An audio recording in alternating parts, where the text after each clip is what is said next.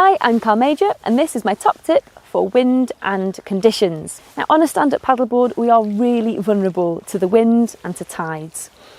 It's really important that before you go paddling you check a forecast so that you know what the wind is likely to do throughout the day or throughout the period of time that you're going to be paddling. There are great apps for this, one of them is Windy. But don't be afraid if you do get to the water and you find that it looks different to what it was forecast, to call off the paddle or to find a different venue. There is no shame in that.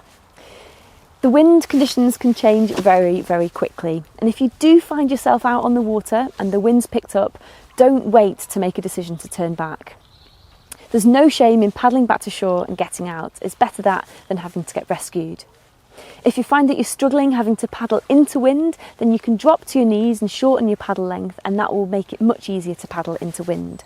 If you're really struggling, you can also lie flat on your board and paddle with your arms. That's called prone paddling, and that's another technique to get you more easily into the wind. Never ever paddle in an offshore wind. What this means is the wind is blowing from the land out towards sea. And even though it might look really calm on the beach, only a few hundred metres out, it can be really windy and can often be too much to paddle back against.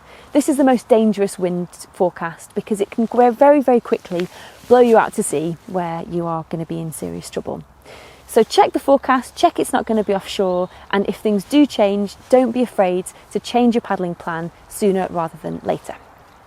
Remember, never paddle in fog, lightning or surf conditions. Wind and other conditions can be one of the most significant influences of your paddle out on the water.